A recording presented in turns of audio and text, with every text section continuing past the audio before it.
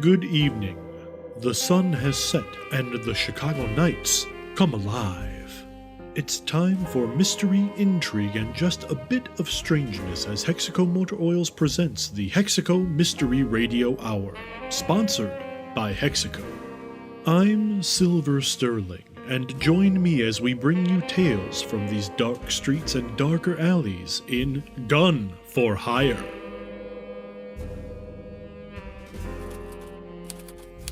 You ask 10 people what you should do if you get into a tussle. You're bound to get 11 answers. And regardless of what you're told, you ultimately gotta know what you want to get out of the fight. And right now, Grace Gunn, Tommy Bam Bam Prue, and Irving Holt just want to get out of the speakeasy they're in, with their precious cargo of Trixie in tow. Of course, that also means that Stanley needs to follow. And this palook, Fredrich, that was trading some evening pleasantries with Grace, well, he probably wants to scram too. It's time to settle in and see what happens.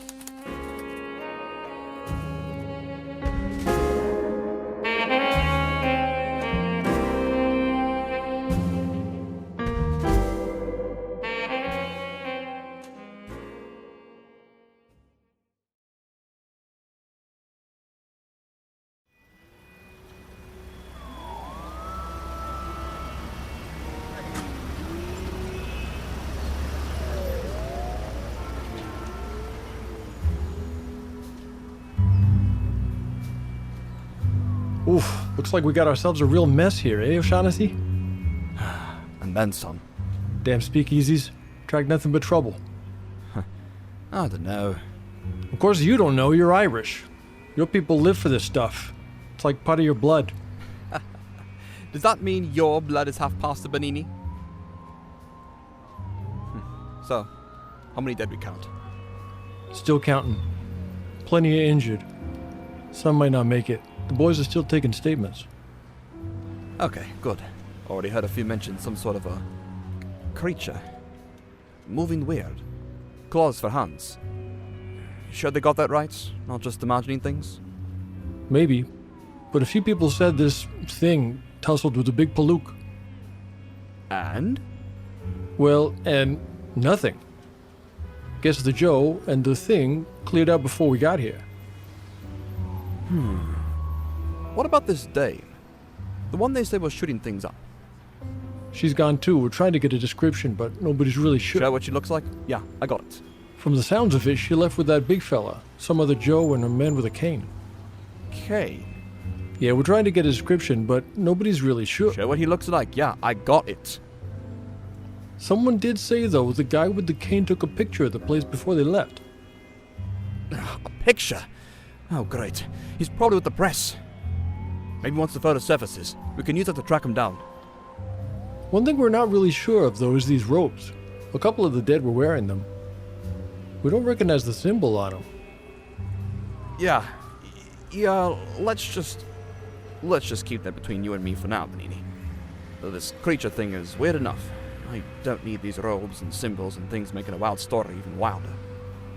Sure thing, O'Shaughnessy. I could use a drink. Of course it could. Well, there's plenty behind the bar. Come on, we'll keep this between us two. Sounds good.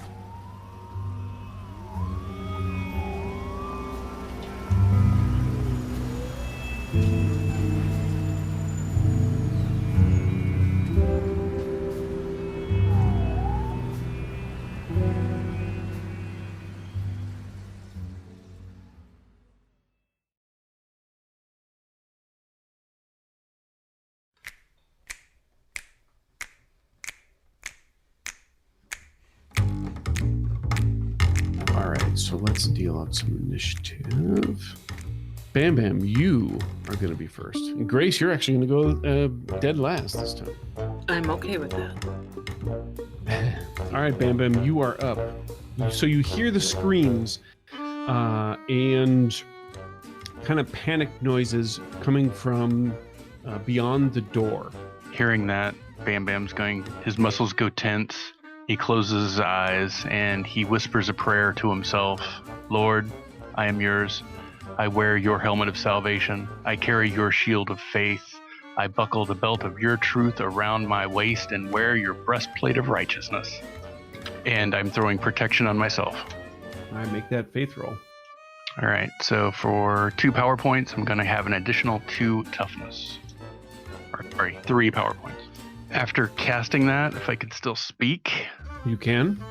I'm going to turn, look Stanley right in the eye, and then glance to Trixie and say, give her your coat, cover up that mop of hair she's got. And they're next. So they do that. He takes off. You meant Stanley's suit coat, right? Yeah, basically make her look more like a boy. All right. So yeah, they essentially kind of switch coats, and she takes his suit coat. He grabs the trench coat, throws that on, and he even takes the extra effort to take off his tie and hurriedly tie it around, or place it over her neck. And that will essentially consume their actions. Irving. I am going. What type of gun does he have that I took off him? He just has a regular old 38. Okay. I'm going to check that it's loaded, stuff it in my coat, and then step up next to Bam Bam and give him a slap on the back. It is loaded. It only has 4 shots. And I'm going to say to him, I think those creatures are looking for her. Bam Bam's eyes will go wide. Creatures. You know, from the... Well, I probably don't have time to go into detail, so go ahead. You hear more commotion out there. Both Bam Bam and Irving make me a notice check. Irving gets a 5. Bam Bam, you're still a little bit lost in your prayers and the fact that Irving said creatures. So you're focusing on those words. Irving, you say creatures, and then you almost immediately regret saying that, because you hear beyond the door, you hear some sort of strange snarling / growling sort of thing amongst the panic screams. And then Trixie from the back, she says, "No, that's it, Stanley, that's them, that's the sound." And then that brings us to Grace. I'm going to take my gun out and position myself between Trixie and in front of Trixie and Stanley, basically, between Bam Bam and them, to kind of give them as much protection as I can if something gets through. Okay, so before we go to the next round, you got the door shut, is it your intention to stay and hide, or is it your intention to try and go into the chaos and make your way out? It's Tommy's intention to bolt because he doesn't like being cooped up back here. So what is going through his mind and what he's going to try to yell out a little bit next round is he's going to yank the door open, try to rip the curtain down and use it almost like a net to throw over somebody as we try to bum rush the door. Got it. All right, so let me deal the next round of cards here. All right, Grace, you are now first again. So you positioned yourself kind of in between, and Tommy probably has said something like, we're gonna go, not stay. And you can certainly hold your action until one of these other guys, does something in regards to the door if you want. I think I will, because there's no place for us to go at the moment. Cool. All right, Irving, what about you? Let's see, we got into the building. I probably still have my crowbar on me then, don't I? In my coat. You might not. Yeah, because there was no place for you to put your coat. And you wouldn't have left it at Grace's office. Is that why you walk with a limp? No, I walk with a limp because I have a bad leg. But it's exaggerated because of the crowbar. So he's going to pull out the crowbar and hand it to Stanley. Okay. He'll take it. While we're running, don't let the things get to her. Right. How many are there? No idea, but this is your chance. And he looks him in the eye and says, "This is your chance." He looks back at you. It's this wash of his face of, how did you know?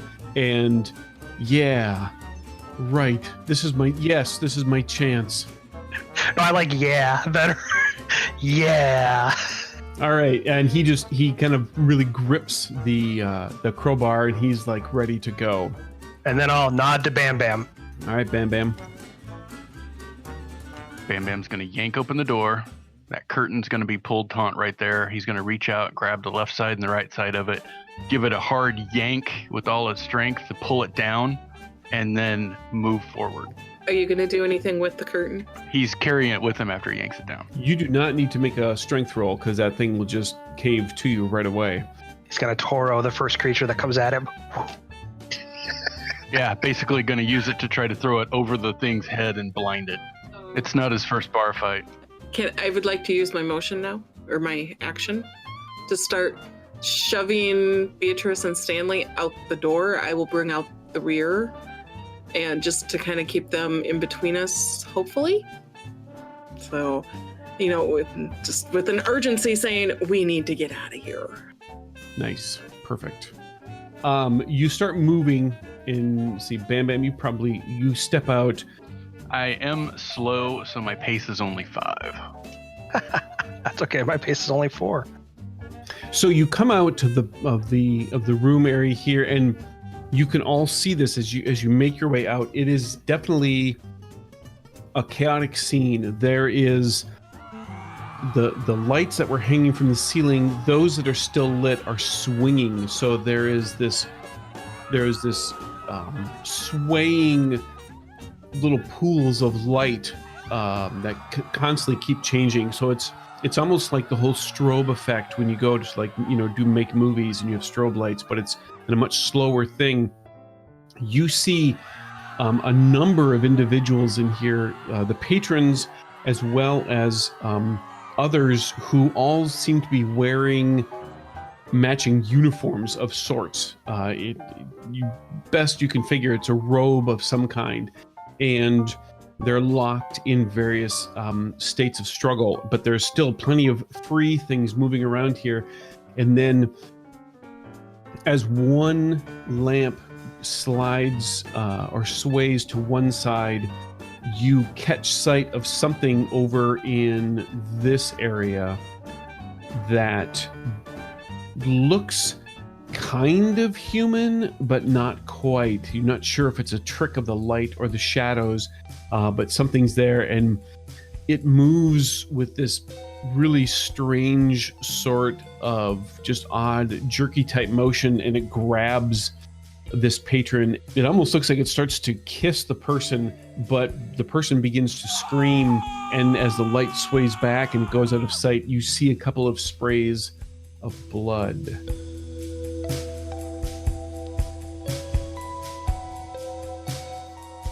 So Trixie and Stanley, Stanley's like, yeah, let's go. Come on, Trixie, I got it. And they begin to make their way out through here. That is their move. Irving, you are next. So who's that just to the southwest of Trixie? That is one of the robed figures, and it looks like they may have seen Trixie and Stanley moving in that direction. Or at least, let's put it this way, it's someone who is currently unoccupied with one of the existing patrons. Gotcha. All right, time to play the soldier here. All right, Irving is going to... Irving is I'm assuming that's the bar there? That is the bar, that green line, yes. Can I hop it? Absolutely. Give me an athletics test. Yeah. I'm on fire tonight. Yeah, you are. 11, quite stylish. Yeah, you can totally flip over the bar. It'll only cost you one additional of your point of your pace to hop it. So what are I can see the road person right now? Yes, you can. What are their robes? They're darker robes with like streaks of maybe it's either white or pink or maybe a light red. You're not sure. In the swaying lights, it's hard to make out the details of what they are. You definitely see there are some symbols on those robes, but you're not sure. You can't make out what's there. Okay. I am, since I can't reach, I am going to taunt him. All right, cool. I'm going to yell at him, you know, the dress code doesn't include pajamas. And then point my cane at him and waggle it. And I'm going to make a taunt check against him. That's a good roll, but I get +2 to taunt. Come on, roll. Yeah, that's a 7. Nice. And I will make him, let's see, I'm going early in the turn order, and I'm just going to distract him. All right. Cool. Nicely done. Alrighty. It's their turn. So he is distracted, but he does make enough of an assessment to think that this might be who they're looking for. So he steps forward, and he's still going to attempt to... Well, actually, no, you taunted him. He didn't like that. So he steps forward, and you see as his arms are coming at you, and he looks almost like enraged in a certain way.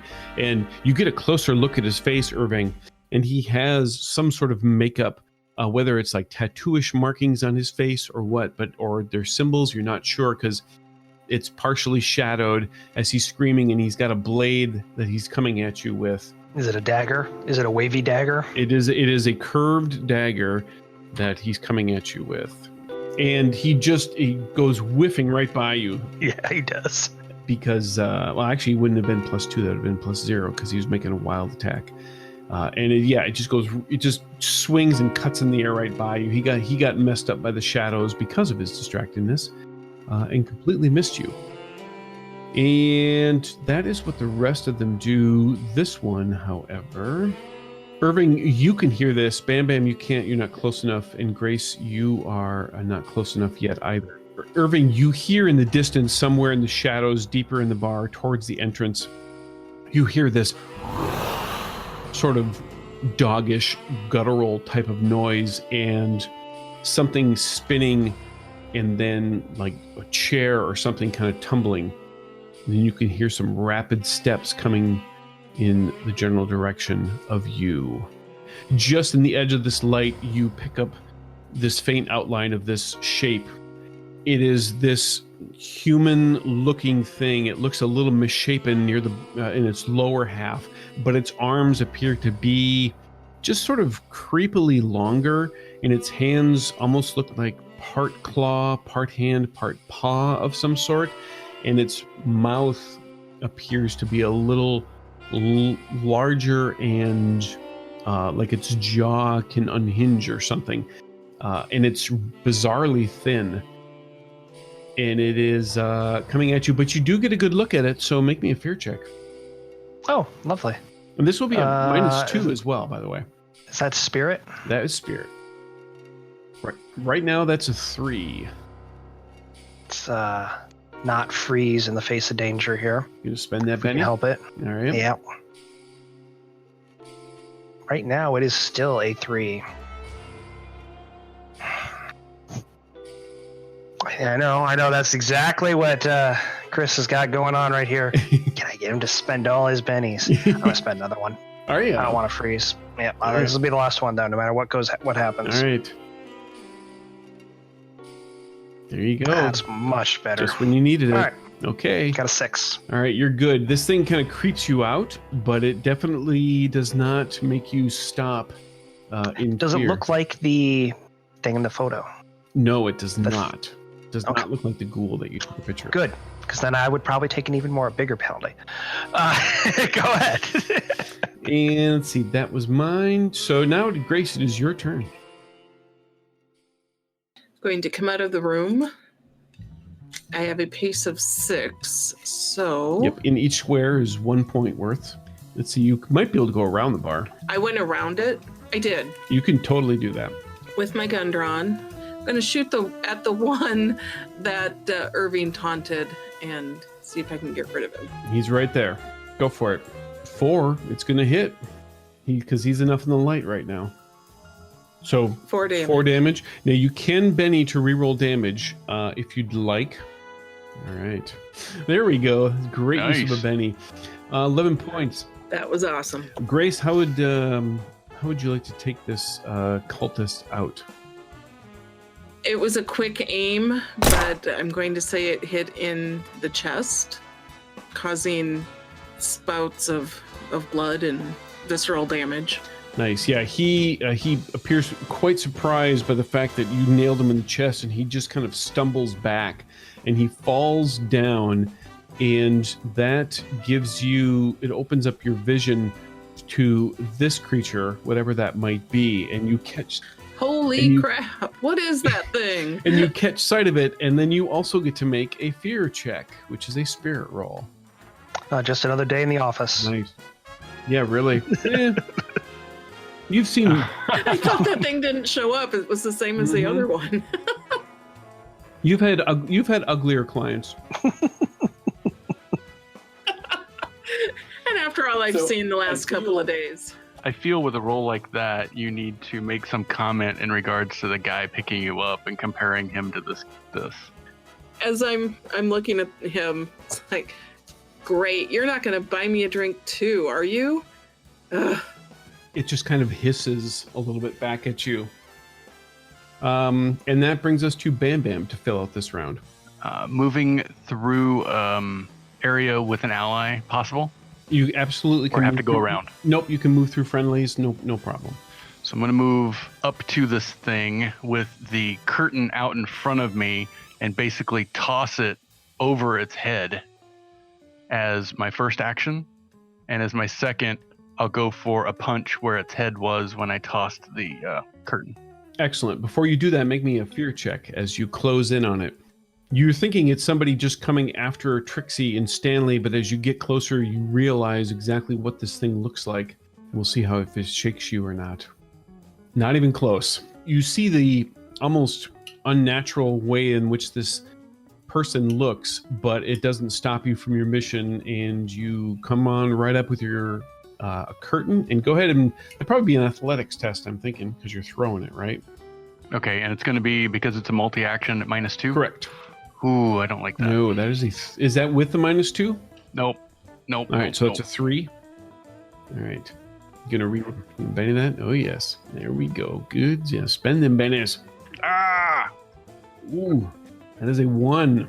Now, this is an opposed check, I think, because this isn't just another test, I think. Right?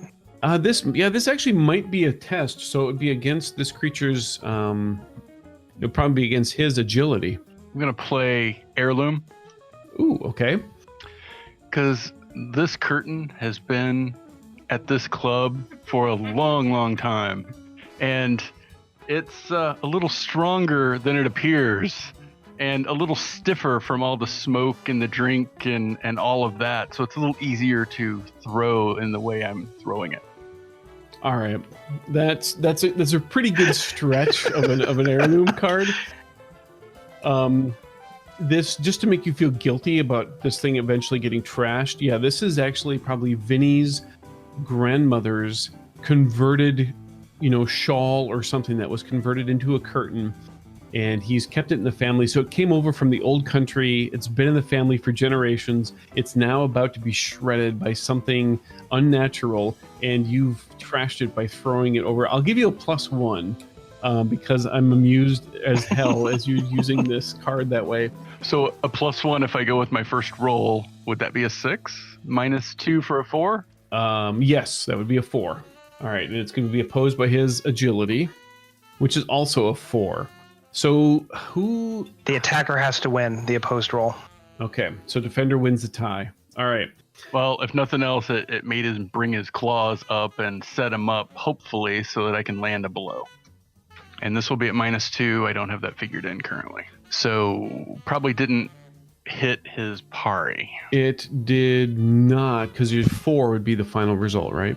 Correct. Yes. So you throw the curtain, and it almost is ready for it, and its arms kind of snap up at odd angles, and then its hands just kind of shred the curtain in half.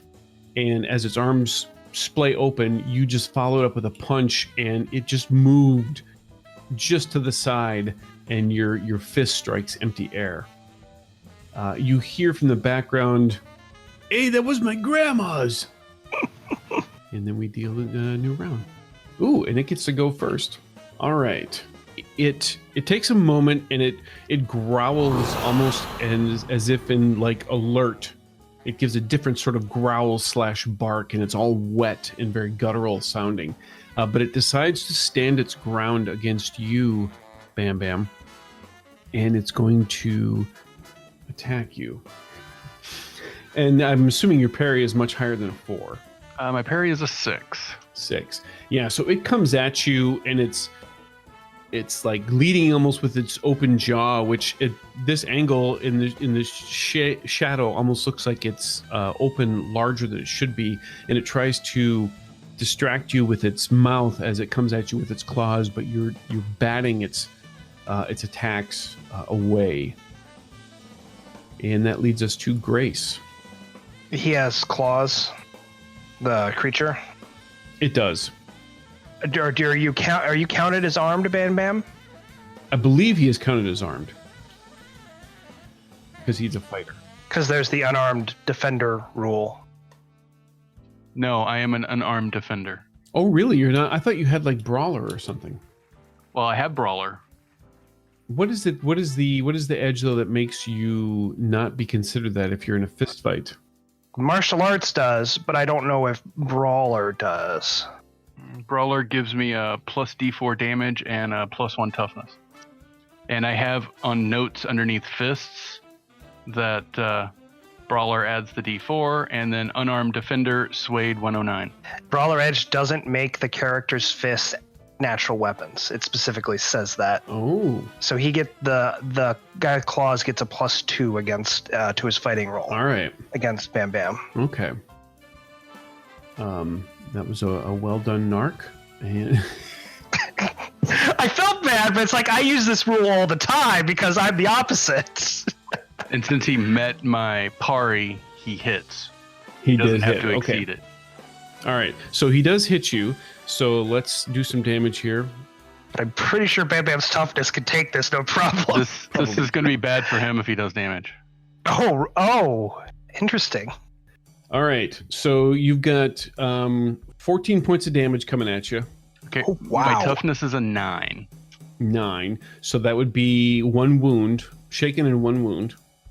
I didn't expect him to break your toughness, I'll be honest. Now you said 14 damage? Yes. Noted. And you said something bad was going to happen to me if Yeah, we'll see what happens on my turn. Ooh, I like this. So Bam Bam takes a wound as the thing just claws into you. And while we're at it, just so in case we forget, make me a vigor roll at -2. You do not need to count your wound with this. 7. 7. All right. Good to know. Okay. Now we can get to you, Grace. I'm gonna Benny that roll because I was doing stuff while you guys were talking. What was that roll that you were making? What was it for? Shooting. Cool. Which one were you shooting out of curiosity? That guy. Gonna shoot the strange looking thing. Yes. Bam Bam, get down!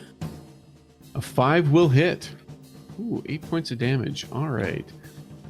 You shoot at it and you kind of clip it right in its kind of across its back as it's squared off there with Bam Bam. It just kind of rips at the skin and the kind of clothing it's wearing. It looks like it's wearing an ill-fitting dress shirt, and it kind of tears that open. And you see it kind of arch back in pain, but it does not drop. And now it is Bam Bam's turn. As this thing claws into Bam Bam's chest, his eyes narrow and something just takes over him like a blood rage as he flies into a berserk mode. So his toughness is going to be going up 2. We're going to be adding a little bit of damage to his strikes from the adrenaline that is now flowing through him, and he ignores 1 penalty of wounds. Excellent. All right. Before you do any attacks on this guy, you're going to need to unshake first. Ooh. All right. So you feel the stuff building up in you, but you're unable to take advantage of it this round. You can still move at half your pace if you'd like, or you can stand your ground with this creature. I won't be able to attack because I'm still shaken, right? Correct. And the way this reads is immediately after suffering a wound or shaken result, he goes berserk and then gets this stuff. So I will stand my ground, but I will still have the extra toughness when he makes his attack, just to clarify that. Yes, you absolutely would. Okay, so that was Bam Bam. Irving, knowing Bam Bam's a big boy and he can handle himself, he sees the other cultist. Was it over here? Yeah, you can see that one. There's enough light that you can see that one. It's like dark though in these areas. I can't. There could be more. Absolutely. Well, Irving then will advance to intercept him. And is he occupied with someone? No, or is he just? Well, he just got done. He essentially just got done stabbing a patron and tossing the body to the ground or to the floor, and it's essentially it heard the growl / bark from whatever that other person thing is, and it turned in that way, and you essentially stepped right into his field of view. Okay. I'm going to roll before I describe what he does then to see how it turns out. He's going to make a fighting attack on him. Is he armed? With his knife? With a knife, yes. Oh, that's too bad. Okay. D8. That is a 5. 5. That will actually miss, but by 1. Well then, I'm going to spend another Benny. All right. Oof. I'm going to spend another Benny. Ooh. Now I'm out. Come on, dice. There you go. That's much better. How about a 10? A 10 will hit with a raise, so you get an additional d6 on this.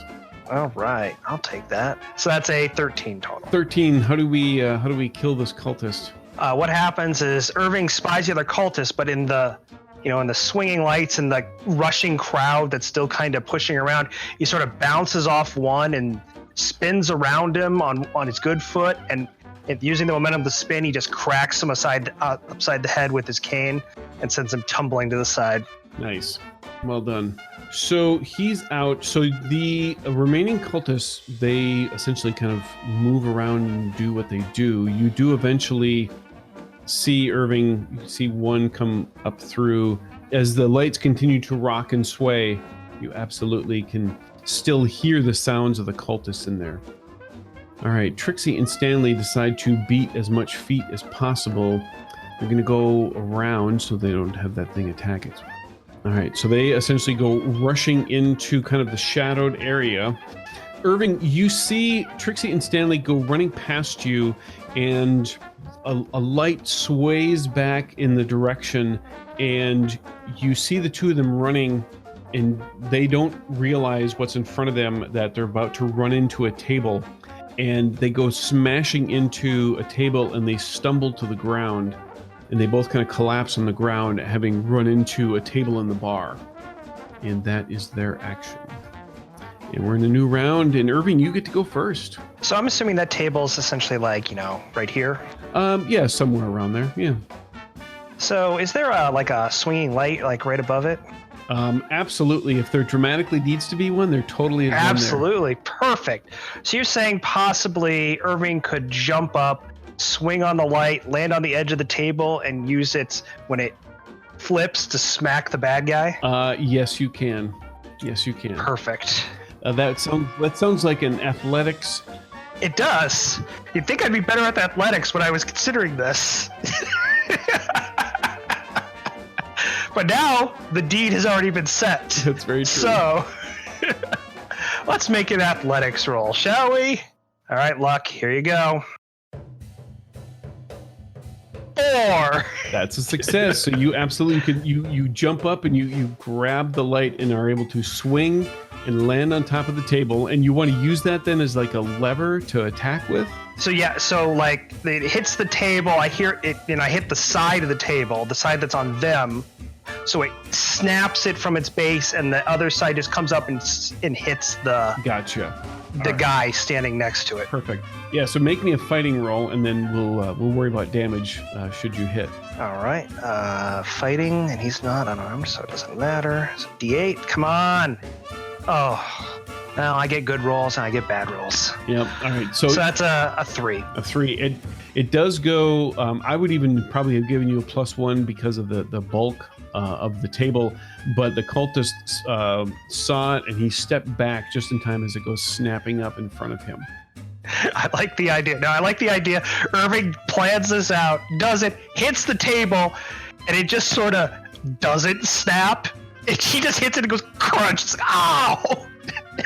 He kind of rolls off on the side there on in between them and the cultists. And you land, it's like you land really, it goes through and you land really hard on the table and it like it doesn't give. You're like, what are these made of? I will give you a Benny for the effort though, because that was good. So the cultists, they close in and he actually zips around you, Irving. Oh, well, my dramatic entrance didn't catch his attention.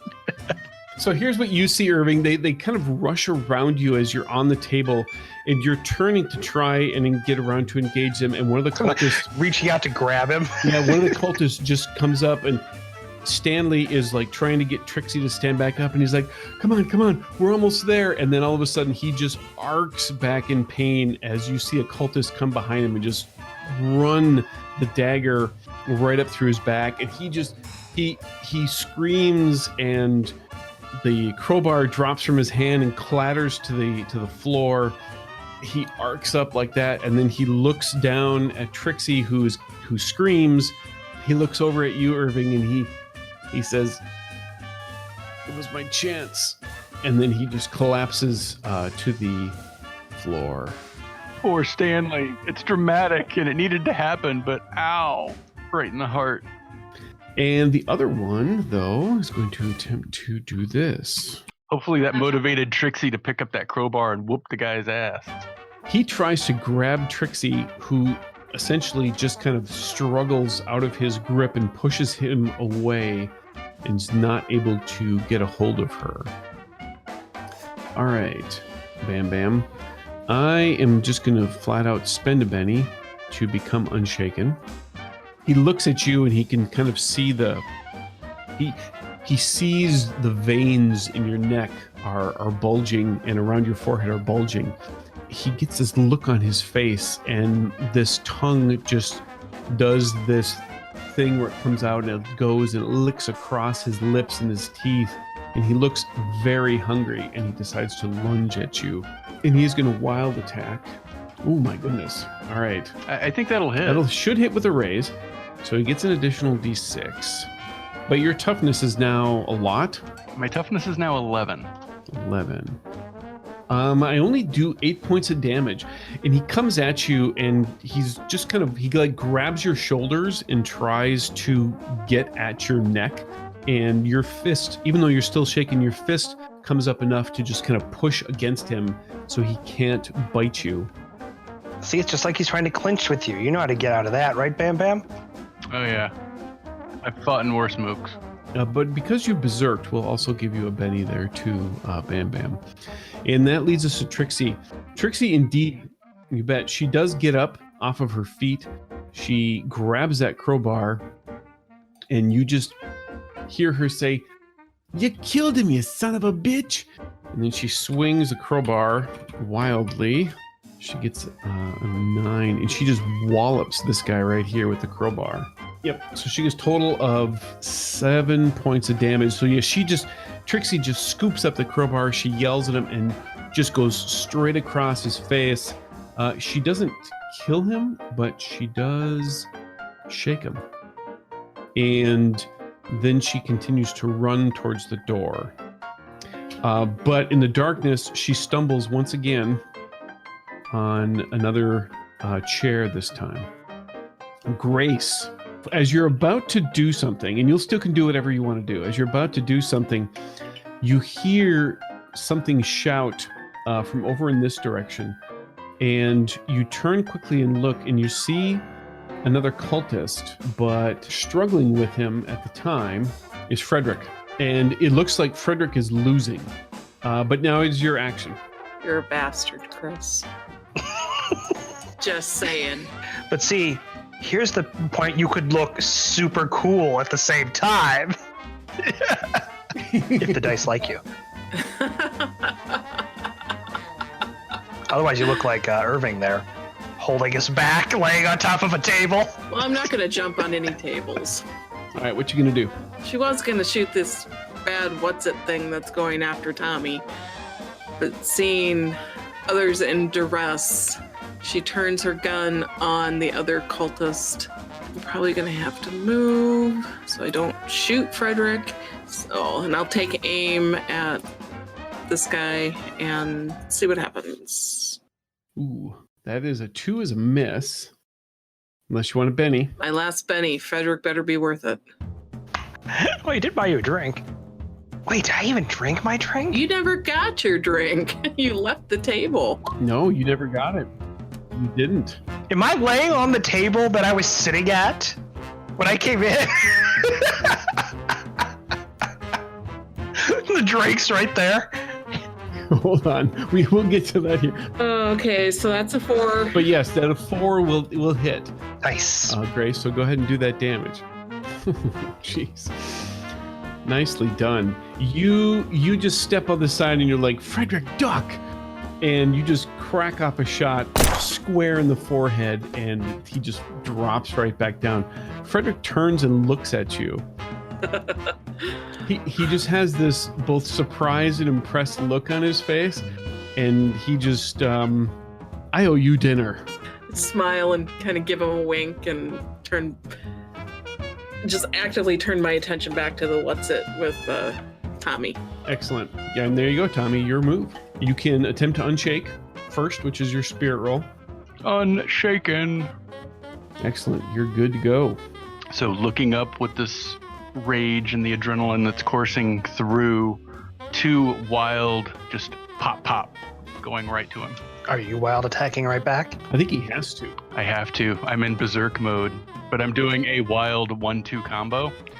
And since he's vulnerable, the to hit on these will be at +2.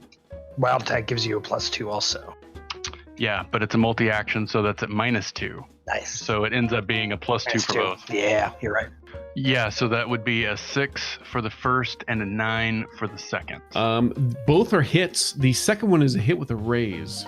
Okay, so the first one is going to do 8 points of damage. All right. The second one is also 8 damage because there's the additional d6. There's the raise. All right.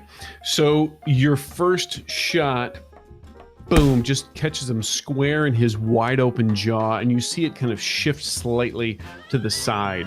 Its eyes almost like vibrate a little bit as you shake.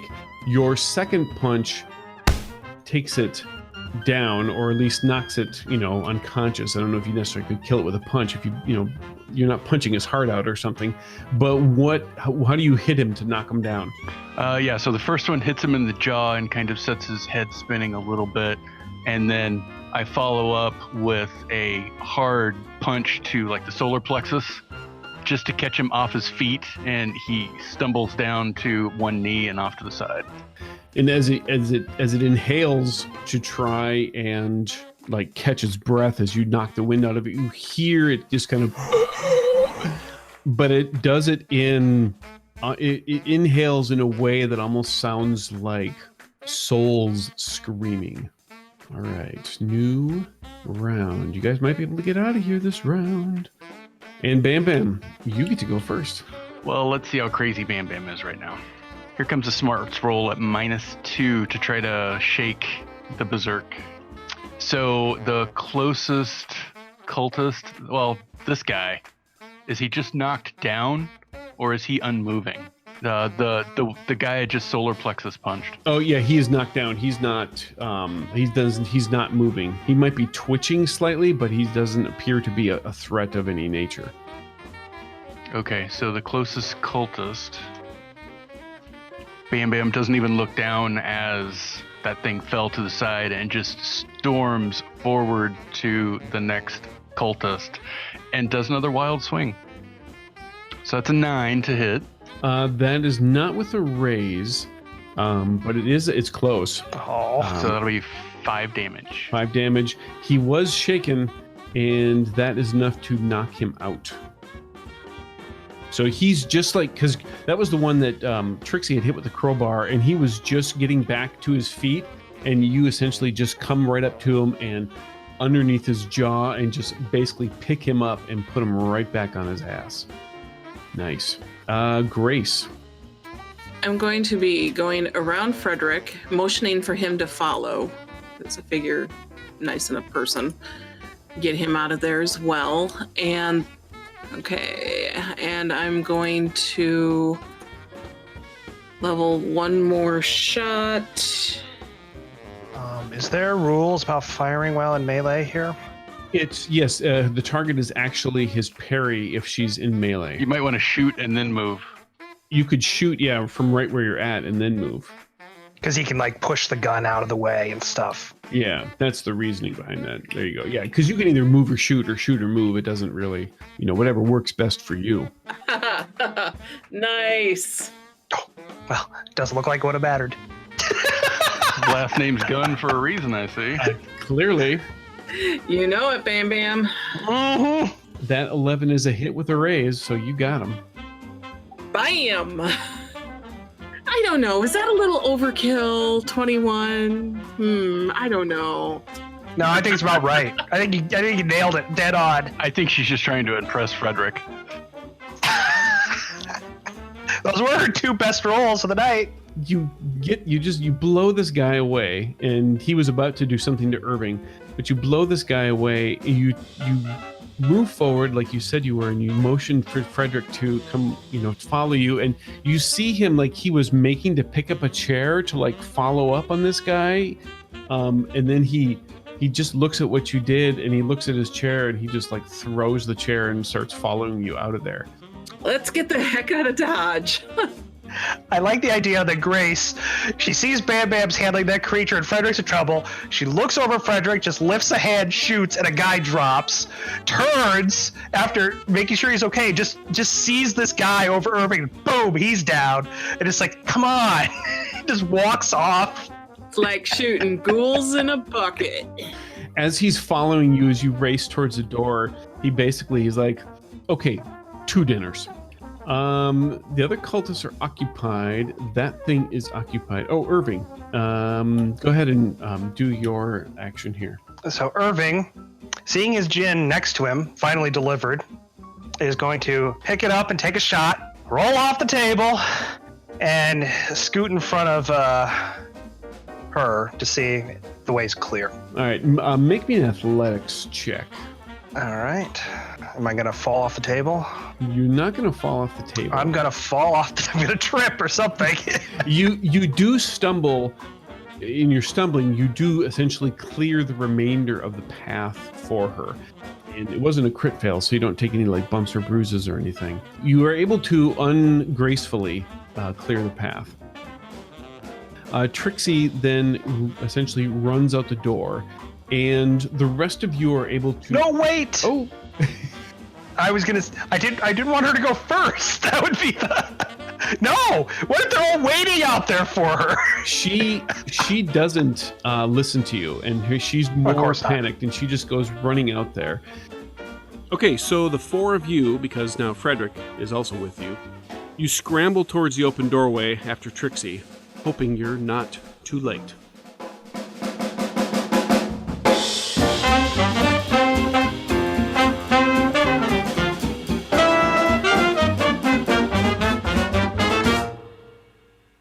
And now, clever communiques of contrivance shall commence to continue your comportment of contentment.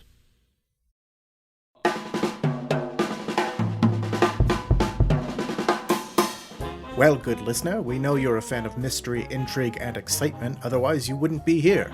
But when you're not listening, you can still get your fill of all the wonderful and tantalizing tales you crave by turning your ears and eyes toward the Saving Throw Show.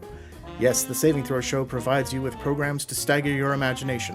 From tales of the Weird West to high fantasy, to gritty stories from the futuristic streets of the people known as cyberpunks, and even adventures into the vast blackness of outer space. In all these tales, you'll become invested and enthralled with the rich storytelling, fascinating characters, and the added opportunity to even interact with them. Just turn your dial to savingthrowshow.com or watch the action on twitch.tv/savingthrowshow. Saving Throw Show, your gateway to adventure!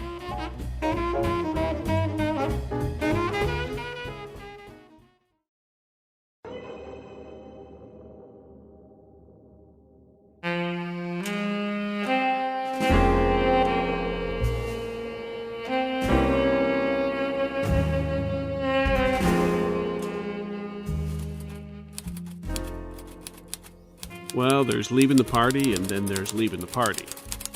We're not sure what's happened to Trixie, and we're also not sure what's going to happen to our crew. But we'll have to wait and see, because that's enough for now. So shake a leg till next time. But just so we're clear, the part of Grace Gunn was played by Joe Rich, Irving Holt is played by Brad Smith, Tommy Bam Bam Prue is played by Brent Rich, and the boss in charge of this clip joint is Chris Hussey. Special thanks to Blake Hussey, John from Tale of the Manticore podcast, and Dom Zook from Saving Throw Show for lending their golden chords to this episode. I'm E.I. Wick, and remember, taking a wooden nickel is less trouble than a Ghost Rock dime. Hexaco Motor Oils thanks you once again for listening to the Hexaco Mystery Radio Hour, sponsored by Hexaco. This game references the Savage Worlds game system, available from Pinnacle Entertainment Group at peginc.com. It is unofficial media content permitted under the Media Network Content Agreement. This content is not managed, approved, or endorsed by Pinnacle Entertainment Group. Certain portions of the materials used are the intellectual property of Pinnacle, and all rights are reserved. Savage Worlds, all related settings and unique characters, locations, logos, and trademarks are copyrights of Pinnacle Entertainment Group. Thanks also to Fear the Boot. Support their Patreon at patreon.com/feartheboot. Bring a little light to our dark shadows by leaving a 5-star review on the podcatcher of your choice. When doing so, please search for Fear the Boot Actual Play. If you listen on YouTube, please like and comment. Of course, telling a friend is the best way to help the show. Not only is it the right thing to do, it's the Hexaco way. Hexaco reminds you to help keep your car running like magic and always use great Hexaco products.